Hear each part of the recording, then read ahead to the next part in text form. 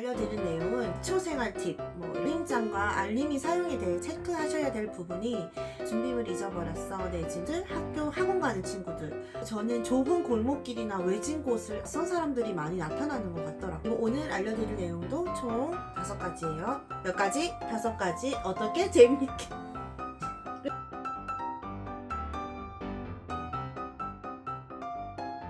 안녕하세요, 하임입니다. 제가 이번에 알려드릴 내용은 학교 기초생활 팁, 이렇게 말씀드려야 될까요? 네. 첫 번째는 알림장과 알림이 사용에 대해서 말씀드리고 싶어요. 요즘에는 알림 어플이 있어서 가정통신문이나 알림장 내용들을 저희가 핸드폰으로 편하게 확인해 볼 수 있는데요. 그럼에도 불구하고 이제 종이로 가정통신문이 날라올 때가 있어요. 그럴 때는 저희가 어떤 내용을 전달해야 된다든지, 예를 들면 알러지 검사, 학부모 상담 스케줄 조정이나 참석 여부, 현장 학습 참석 여부, 이런 것들은 저희가 수기로 체크해서 보내야 되는데요. 그런 것 내용들이 있기 때문에 이제 핸드폰에만 의지하지 마시고 그 종이를 꼭 챙기셔야 돼요.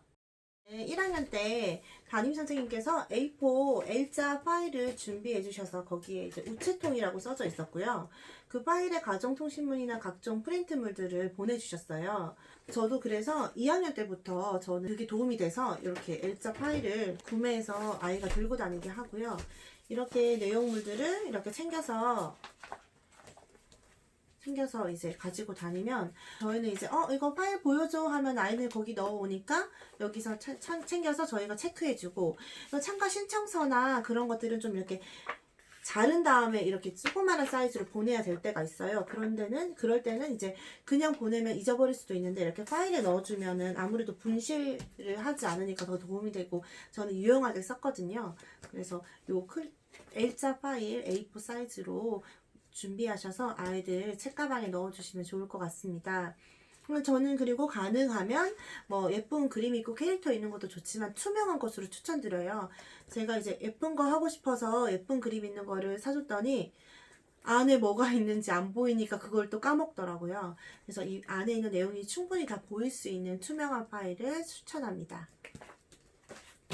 됐고, 다음 두 번째는 부모와 연락하기. 그러니까 1학년에는 핸드폰들이 많이 없어요, 아이들이. 그런데 아이들이 학교를 마치고 돌발 상황이 생길 수 있죠. 엄마 준비물이 없어, 준비물 잊어버렸어, 내지는 나 어디로 가야 되지? 라고 궁금한데 엄마한테 연락할 길이 없잖아요. 그리고 심하게 다치지 않은 이상 학교 선생님들은 유치원 선생님들처럼 시시콜콜 절대 전화를 주시지 않거든요. 아이들 스스로 엄마에게 전화를 할 수 있는 방법은 핸드폰이 없다면 콜렉트콜을 연습해 보시기를 추천드립니다. 그럴 때 학교에 보면은 이렇게 전화가 설치되어 있어요. 콜렉트콜 수신자 부담 전화를 설치해 놨는데 이제 그 방법을 익혀서 전화를 하면 저희는 이제 그 시간에 일단 학교 시간에는 약간 긴장하게 됩니다, 엄마들이. 그때 전화를 받고 이제 대응해 주면 되거든요. 그래서 콜렉트콜을 어떻게 거는지 한번 연습해 보시면은 친구들한테 도움이 많이 될 거예요.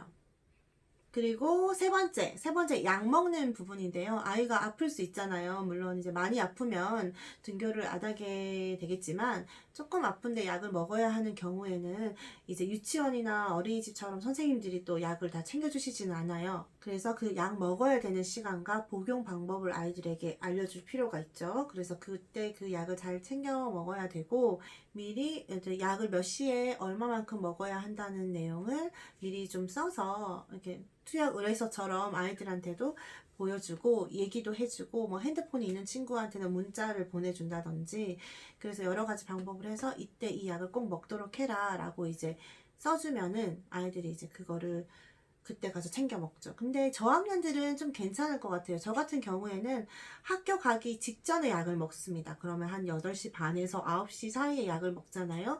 그러면은 최소 간격 6시라고 생각할 때, 이제 하교하고 집에서 약을 먹으면 약 6시간 정도 되거든요. 2시 반, 3시? 그러면 2시 반에서 3시 사이에 먹으면 되기 때문에 저는 그래서 저학년 때는 하교하고 바로 약을 챙겨 먹어줬고, 이제 대신 이제 방과후를 하거나 뭐 그 다음 수업들이 있다면 그거는 미리 알려주시고 챙겨 먹을 수 있도록 미리 복용 방법이나 이런 거 써서 같이 챙겨주시면 좋을 것 같습니다. 네 번째는 방과후 스케줄에 대해서 얘기하고 싶은데요. 이제 아이들마다 유치원처럼 이제 쭉 정해진 스케줄로 움직인 선생님들이 뭐 달라도 챙겨주시는 게 아니기 때문에 방과후 갈 친구들, 학교 학원 가는 친구들, 뭐 아니면 그냥 도서관에 가는 친구들, 엄마랑 약속을 뭐 친구랑 놀고 싶은 친구들에서 스케줄이 다 다르잖아요.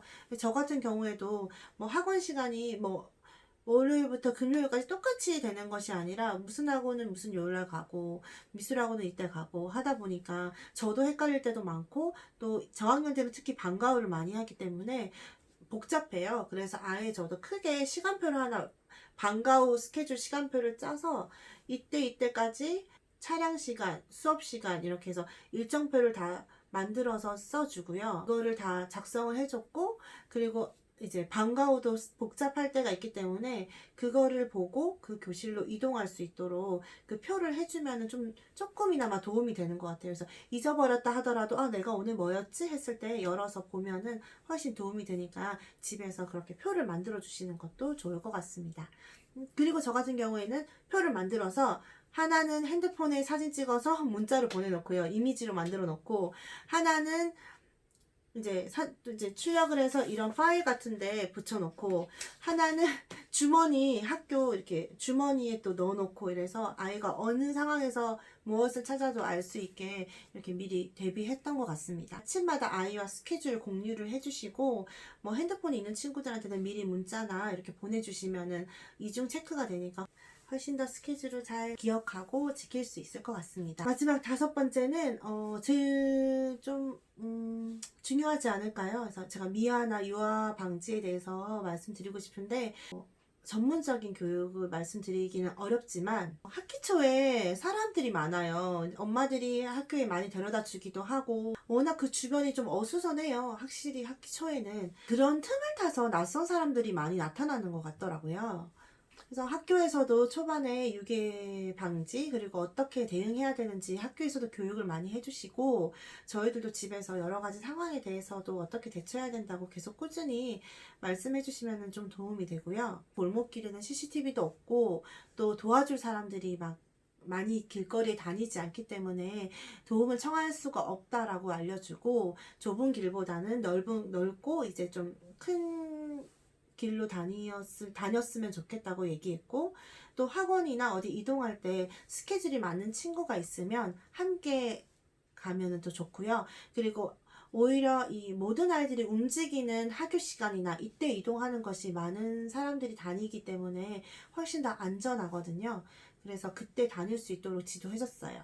학교 가장자리에 놀이터가 있는데 거기서 놀고 있는데 친구들한테 바깥에서 나랑 과자 먹으러 가자, 떡볶이 사줄게 나가자 이런 식으로 계속 말을 거는 어른들이 있었다고 하더라고요. 그래서 학교에서도 보안관님들이랑 이제 선생님들이 좀 더 신경 쓰고 하신 일도 있었고 이제 차에서 이거 내비게이션이 잘 안 된다고 아이들한테 얘기하면서 이걸 좀 눌러달라고 도와달라고 해서 차량에 몸을 들어오게 한다던가 약간 그런 위협적인 일들이 실제로 있었어요. 근데 그런 경우에도 그 사람이 실제로 이 아이를 잡아간 게 아니기 때문에 경찰들이 어떻게 할 수가 없는 상황인 거죠. 그래서 그런 일이 벌어졌을 때 아이들이 미리 이제 매뉴얼을 알고 있으면 제일 좋고 어른들은 어린이에게 도움을 요청하지 않는다는 거 꼭 알려주시면은 좀 도움 되실 것 같고 그리고 저희 아이들뿐만 아니라 저희가 다니면서 좀 같은 학교 친구들이 좀 뭔가 조금 낯선 사람들이랑 좀 어떤 상황이 벌어져 있는 것 같다 하면 같은 학부모의 입장으로 유심히 좀 관심 가져주시고 조금 더 안전한 환경에서 학교를 다닐 수 있을 거라고 생각합니다. 지난번은 학교생활편, 이번에는 기초생활편에 대한 얘기를 해드렸는데요. 여러분들에게 도움이 되셨으면 좋겠고 이제 이렇게 잘 준비해서 입학식을 잘 치르고 그리고 초등학교 생활을 잘 마무리할 수 있도록 우리 부모님들도 힘내주시면 좋겠습니다. 오늘 저의 내용이 도움이 되셨다면 좋아요와 구독 버튼 눌러주세요. 감사합니다.